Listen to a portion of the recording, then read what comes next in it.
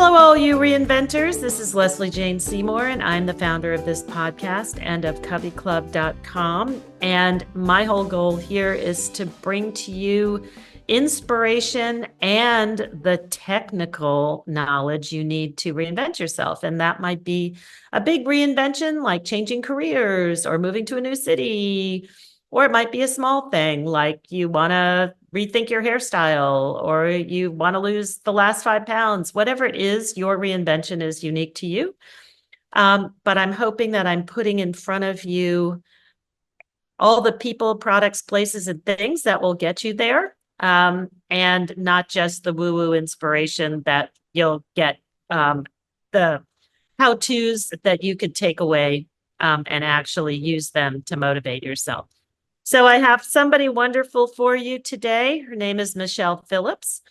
She's the president of Key Performance, and she has a 23-year entrepreneurial voyage that has etched an enduring mark on the corporate world. Her acclaimed book, Happiness is a Habit, Simple Daily Rituals that Increase Energy, Improve Well-Being, and Add Joy to Every Day, still ranks on Amazon today, almost 10 years after it was published in 2013.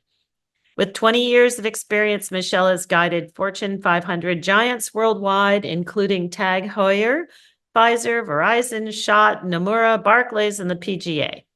And she's deep into positive psychology and leadership. And I hope you'll enjoy this conversation with her and all her great tips and tricks for how you do what you do. Here's Michelle Phillips.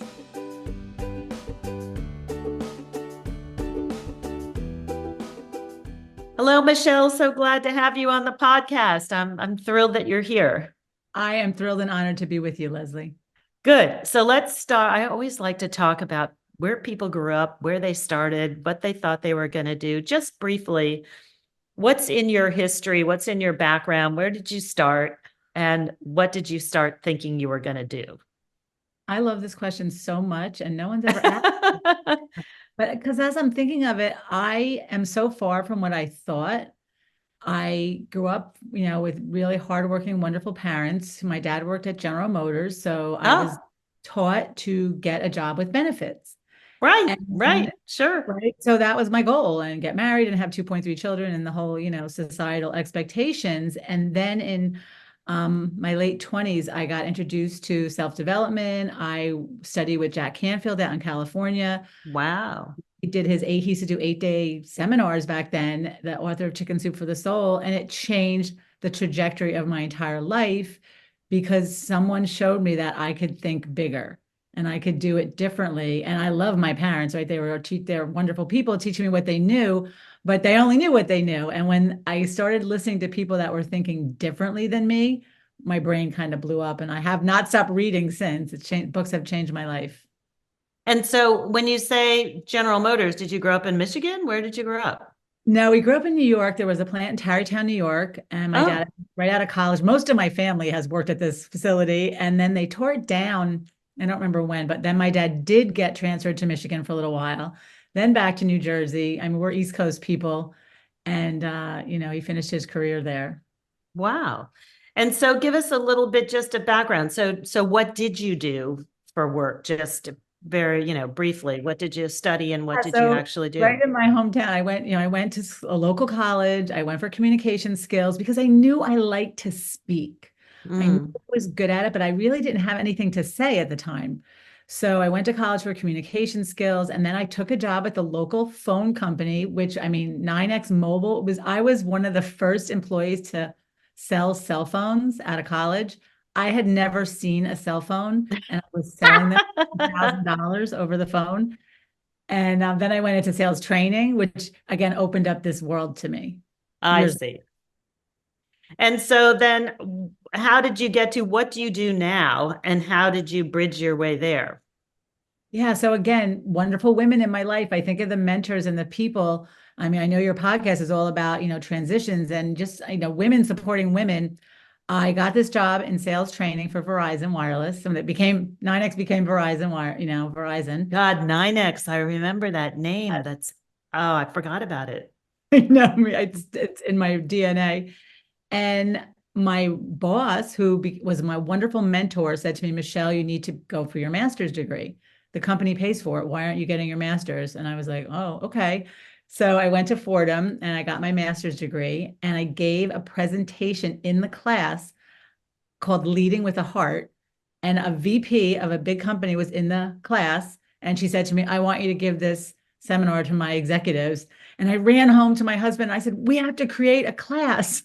And we created a class and we created a workbook. And she put me in front of so two women now, my boss and then this other woman. She puts me in front of all her executives, much older than me. I give this presentation and they all start hiring me. The VP of marketing, the VP of the HR, and I'm flying, they own Chateau Ste. Michelle Winery. They own, at the time, they owned Skoll in Copenhagen, chewing tobacco. And it was just a wonderful career. And my boss at the time supported me and said, Michelle, you're good at this. I will work with you, work with me. So I was kind of moonlighting a little bit, but still doing my job. And what was the job that you were still doing? Sales training. So I'm doing sales training for Verizon. And I'm learning Brian Tracy. I'm learning about psychology of sales, which that kind of opened this portals in my brain to say, oh my God, there's so much more when you think differently. And I heard one of your podcasts, mindset. It's all mindset, isn't it? Yeah. Yeah. So it changed my mindset. So I'm doing the sales training for them. Then I started moonlighting. Then I asked HR, can I job share? So you talk about reinvention. I went to HR and said, I want a job share. And they said, no, you don't have any children. Why should you job share? Oh God. Right. What does it matter? Yes. So I originally went back to them like 3 times and finally they said yes. And then I worked 3 days a week for them. And I had 2 days to start my business. So you started your business a while ago. Many years ago, 25 years ago now. But over the years, it's morphing. I didn't do coaching back then. I didn't do group things. Everything keeps changing. So what do you do now? So now I do a combination. I've authored a book since, so I speak on the book, Happiness is a Habit.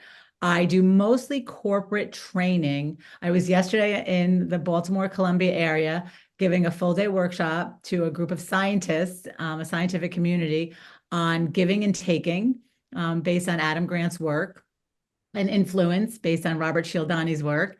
So I do a variety of workshops. I also do individual coaching within companies. So I'm coaching a lot of different individuals in different companies. And in some companies, I do team coaching where I'm coaching, the top 12 executives while I'm also giving them workshops on how to communicate better. How has that changed? It's interesting because this coaching now for executives is it's so pervasive, and it seems like companies have figured this out, that nobody can do this on their own, that you're not, you move up the ladder as a good writer like I did, and suddenly you're going to be a great manager of writers, which is not true. We know that. But in the olden days, nobody thought it was their business to help you improve. They gave you, if you had to have an executive coach, it was a mark against you. It's like, oh, we had to bring in someone to handle her because she doesn't know what she's doing, or she doesn't. How did this morph? Because I think a lot of us grew up, I wish I'd had this help. And it seems like, I was so alone when I took my first editor-in-chief job. I didn't even have anybody to ask any questions of. And you couldn't ask the competition because they would eat you alive, right? They would lie to you or eat, I didn't even know what was going on. They would hand me a sheet that said that I couldn't even read the sheet, but I couldn't add, that was sales sheet because it said draw and sale. And I was like, what's a draw? I don't know what a draw is. And I didn't have anybody to ask. And so why has this changed? I was the same way. When I got my first leadership role, my boss said, go yourself to DC and take some courses. And I'd never taken a cab. I'd never taken a business trip by myself. And I was terrified to ask how. To your point, look at the CoveyClub. Look what you're doing now, right? So I think these support groups have become mainstream. What you talk about mindset, I gave them a mindset keynote 2 weeks ago at a financial company, a huge financial company in Manhattan. So, mindset, caring for people, helping people with more than just their job has become the norm, and giving them the skills. And I like what you said too. It's not a punishment. I think in my career, I Right. had two people I coached because they needed like they were kind of on their way out. 99.9% of the people I coach are people who are high potentials.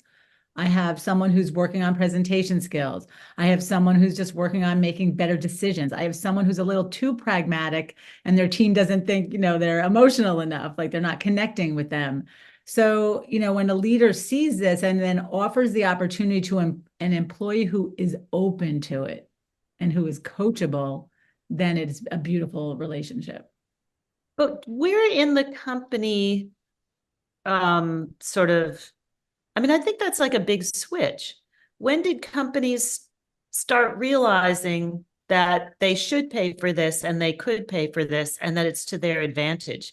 Because, like what you said, is like we were just like left out there on our own and there was nobody to ask and you had to figure it all out by yourself and you sank or you swam. And there must have been some thinking along the way that changed. I don't have the actual You don't answer. know?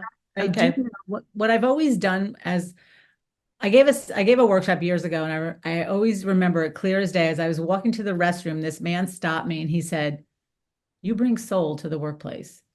And it Oh, really touched me.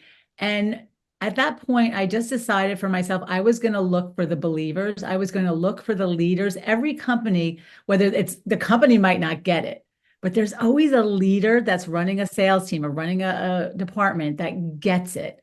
And I'm one woman. I'm an entrepreneur. I'm a solopreneur. I used to have a partner who's since retired, but I get with these beautiful leaders, and then we create a really special partnership where we're creating together.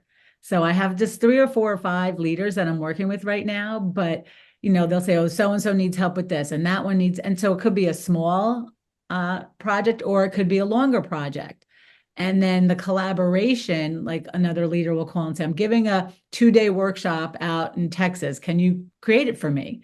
Here's what I want them to get out of it." So I find the partnerships with these leaders that get helping their people helps them. right. Right. Interesting. Yeah, it's just an interesting sort of changeover. Do you want to talk a little bit about how happiness is a habit? Since I'm a tiny habits coach, it was the only thing that I decided to do. The world doesn't need another life coach. But I did it because I am helping people through transition, and transition, the big stopper is it's too big. I don't know when to begin. I can't begin.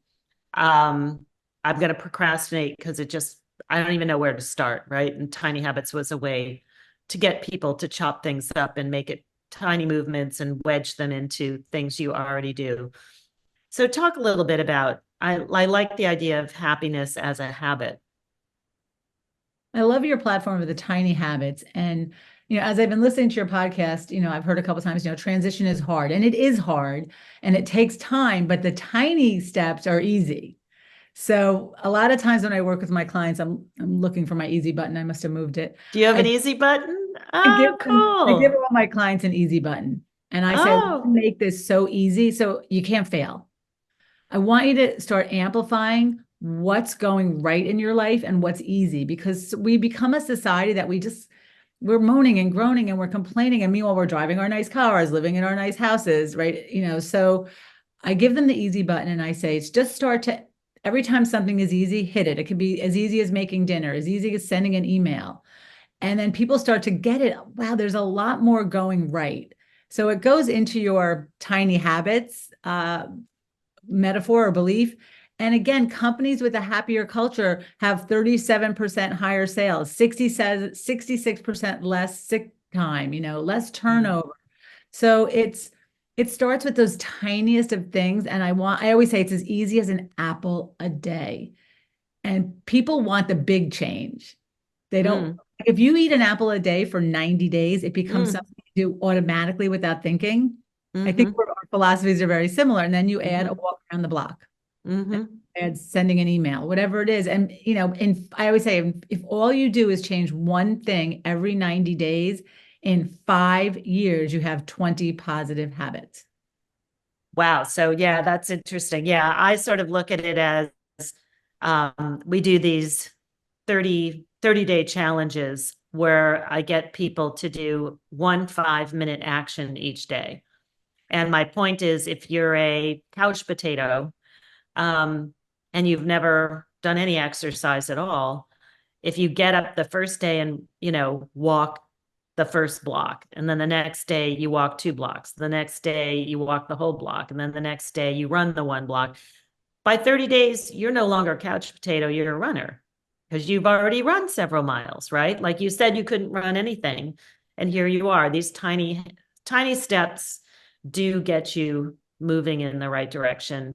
And the positivity, as we all know, it's kind of interesting that right now they're talking about how, and I see these commercials on TV saying, oh, everything's so terrible. The economy's terrible. In a terrible economy like this, you need this. It's like the economy's booming. The stock market's booming, but people are still we have this negative bias, right?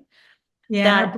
I'm sorry, go ahead. No, we just have a negative bias. Our brain has a negative bias. And so even though we are personally driving around in our nice cars and feeling better than we were 4 years ago, we tell people it's terrible. Because it's the masses, and it is, our brains are set up to keep us safe, not to keep us happy. And words like everyone and everything, these absolutes, always and never, it's not always and never. I remember I was doing energy shift happy hours during COVID, and people would say, everybody's dying. I'm like, no, everybody isn't. A lot of people are, but let's quantify this. So it is, and it's what you say about those tiny habits, that black and white thinking. It's always and never. I always wanted to write a book called The Gray Area. If you want 5 days this month, that's more days than you did last month. So give yourself a celebration, not don't beat yourself up. Well, and I think the gray area, it's funny, that was the thing when I ran More magazine that used to set us apart from the other women's books, was that you could write an essay for us where the story ends with some positive and some negative. Now, it didn't have to be that, when I was running a teen book, the girl was a ballerina and she got into a car accident and was in the hospital in a wheelchair and now she can dance again. It's like, it might not end like that, but it ends in the gray. And that is really, maybe she didn't dance again, but she, ended up running a dancing company. I don't know. But exactly. that sort of, right, that sort of everything has to be, in a little bow and turned out perfectly and all that. I think that's partly maturity, don't you? Hopefully, I always say some people mature and some people age. So it depends. Oh, interesting. Some people are still complaining about the same thing. But I also, happiness gets a bad rap because they think it's about faking it and not seeing the bad. And it is about looking at life. Every emotion is a good emotion. Every emotion is a worthy emotion. And, it is, there's a time to laugh and a time to cry. That's the saying, right? It's not everything's always roses. So teaching people that the down moments, winter always comes, right? After fall. So we have winters of our lives. We have times when nothing's happening. And that's this transition period that if we're changing, but realizing in winter, everything goes dormant and you're meant to be quiet and you're meant to look at, reevaluate what you're going to do next. So that's what I like to tell people. Like, are you in the winter, summer, or spring? You can't just live in I love that. Summer all the time and be achieving. So there's making that time to go inside, and it's okay to be in the gray and not know. And what do you see for women? Since CoveyClub, we talk to women 40 plus very specifically about transitions. What do you see are the challenges for women? Are they different than men? Is it still the same? What are you seeing with your clients? I think with my clients, women take themselves out of the game too soon, especially in corporate. I was recently working with a client and we were developing a series of courses. And she said, well, what about people in their 50s? And I said, well, are they going to stay in the company another 10 years? Yeah. I'm like, then they need to be in the program, right? But they think, oh, once you're over a certain age, you shouldn't go to these programs, and we shouldn't. And I'm like, you're still growing. I love the word. It's a Greek word, entelechy, and it means everything living is meant to keep growing. everything living is meant to keep growing. The grass, the trees, us, where it's in our DNA to keep growing. Yes. So and the other thing I don't like is when we're down on ourselves as I'm over the hill. I can't remember Oh anything. God. Oh. That's like Oh. stop engaging in that dialogue. And really, I always say, what's wrong with looking your age, right? This is your age. Be proud of your age. So I think women, just realizing that, they are still valuable. They have so much to offer. And that's why I listened to your podcast the other day. And she mentioned the book From Aging to Saging. I downloaded it immediately, right? It was a great resource. I said, I want to read that book. So I think more women need to keep reading books like that and shifting the dialogue and the script. Right. But I think that's really interesting that you think women take themselves out of the game. I would love you to talk a little bit more about that and what you hear, because we know, and I've heard, and I did a little study with NBC, I was hearing so many women were finding that they were being pushed out of corporate, they felt in their 50s, and yet they still needed another, 15 years or so to keep working, and they wanted to work. It's not some of them had to and some of them wanted to. They're not done. But they were feeling like they were being pushed out, not by their choice. What were you seeing in terms of that? You're seeing a lot of people willingly step out or just mentally Well, stepping out or mentally, believing I think things? it's more mentally. And I'm not saying what you're saying isn't true. I'm sure there's plenty of that goes on. I think the biggest thing is the women I admire most are the women who don't listen. Like nobody says it's over till I say it's over. You That's know, our mantra. That's Covey yeah. Club mantra. It ain't over till you say it's over. Another one of my fabulous women mentors was the woman who ran the program at Fordham, Toby Tettenbaum. I'll say her name. Hello, Toby. I hope you're listening. And I just got an email from her the other day that she's going to be giving a class. She's in her 80s. Oh, I got Ah! a class on decision making. So Uh-huh. my idols, right? These are the women I look to that are still out there, still going strong. So I think it's that real mindset that you like you said, the motto, you get to say it's over, but so many of our the messages we're getting are saying we're old. And I'll give you a quick story from my own experience. I recently moved out here 5 years ago and my back was hurting a little and I'm in menopause and, this stuff is happening. So I started just saying, that's what happens. So I was gaining a little weight. I was still working out, not getting the same results. And then one day I said, Michelle, stop. If I have another good 20 years ahead of me, I can't keep this thinking. So I hired a personal trainer. He, got me back to weights. Within 2 weeks, I felt better. I Mm, shifted how I'm eating because I can't eat the way I used to eat. And again, mhm. I just feel so good. But it all started with making that decision and then taking action. Yeah, it's amazing how we can let all of that infect us and make us feel that, there is no other alternative. And as we say, it's all mindset, right? It is. And it's what you bring to it. That's what people always ask me. And what I say is, I've done about 300 of these interviews, and what I find is it doesn't matter whether you start with money, no money, ideas, no ideas, corporate background, no corporate. The thing that holds everybody together is mindset, It's so is true. right. So, how do you see that, and how do you attack that with your people who you're working with?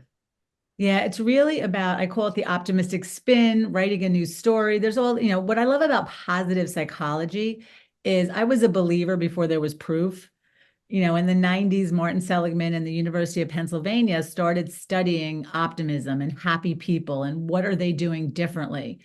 And they have a different perspective. An optimistic person, if something perceived negative event, we all have negative events in our life, happens to a pessimist, they see it as, bad things always happen to me and I can't get ahead. It's very specific and it's always going to happen. Where optimism Preordained, as right? temporary. And this Oh, happened to me. This interesting. is temporary. I can get through this. They see things differently. And what the research has shown is you can learn to be optimistic. Right, Optimism can be learned. So right. it's, I'm an alcoholic because mom was an alcoholic, or it's I'm not an alcoholic because mom was an alcoholic. Right. We always have choices and really showing people that they have more power than they think. Mm. Interesting. Do you see any difference in terms of how women see their future versus the men that you work with in corporate life? Or is there? That's interesting. I think the men might feel more entitled. I don't even like that, Yeah, I but they could just see that. more an Yeah. assumption. Mm-hmm. They just assume this is going to be good for me and this is I'm going to climb the ladder. Where women, I was with a woman recently who was almost embarrassed that she wanted a promotion. Oh, I don't know. Is that greedy? I'm like, no, it's not greedy. It's you are doing a good job and you deserve this. So I think that's the difference. They're just as smart, they're just as intelligent, Right. but there's sometimes not as much belief around them, around what's possible. So let's finish up because we're almost at the end by talking about if there are people out there who are listening who want to do what you do today and want to reinvent themselves. Literally, you came out of sales and now you're doing coaching, you're doing book writing. What are 3 tips you would get, sort of insider tips you would give a girlfriend like me about getting there? That, not 101, but sort of the master's level. Okay, good. First of all, it's really decide what you want. I always say successful people get what they want because they know what they want. So a lot of people say, I want to be happy, I want to be healthy and wealthy. And okay, but that's not very specific. So really, I work with my clients and I have them write their new story. Write your life 5 years from now, 1 year from now. If everything you wanted has come true, write it in full blown color and adjectives on what it looks like. So when you write the story, you start to see, hints of what you want. And then from that, start making the plan. And it's the babyest steps. My biggest thing is to break it down to the easiest. Like I used to write, I'm a big list person. So make lists. And then it's like buy a, it takes me 2 seconds to buy a book, but then it's read 10 pages a day. And I think the biggest thing with all of this is the consistency. And you can rest, but life is not meant for you to lay down. It's meant for you to keep going. So I guess figure out what you want, get clear on what you want. Again, because the people that are specific get it. Start breaking it down into steps. And then when you get tired, take a rest, but then figure out where your inspiration comes from. A podcast like yours is such a wealth of information. If it's like I always say, take 2 podcasts and call me in the morning, listen to something that's going to motivate you, educate you, or inspire you, and you'll feel better. Yeah. Any other tips that are specific for And then the other women thing like us? for my thing is the people, be around people that are doing things and going places. If you're kind of hanging, I always say if you're hanging with the fast food crowd, you're eating fast food. But if you're hanging out with a crowd that's getting published, one of my friends, one of my associates just published a book and some of her high school people said, oh my gosh, you published a book. And she went, all my friends are authors. So, who are you spending your time with? It's really, and we've heard this so many times, but if you want to be an author, hang around with authors. If you want to, start a coaching business or whatever your business is, start looking for those people, and people are good. They want to help. Yeah, that's the surprise, isn't it? And that's what CoveyClub is all about, is women who want to help other women get to where they want to be. And not everybody wants to help, but an awful lot of people do. Awesome. Well, thank you so much, Michelle. Where can everybody find you and find your books? Yes, my website is www.keytounlock.com, and it's the number 2. So KEY, the number 2, UNLOCK.com. I just launched this beautiful series of videos with an 80-page workbook. So please check it out. And you can have a free preview if you go online on my website. Fantastic. Thank you so much for your time. I appreciate it. This was so much fun, Lesley. Thank you.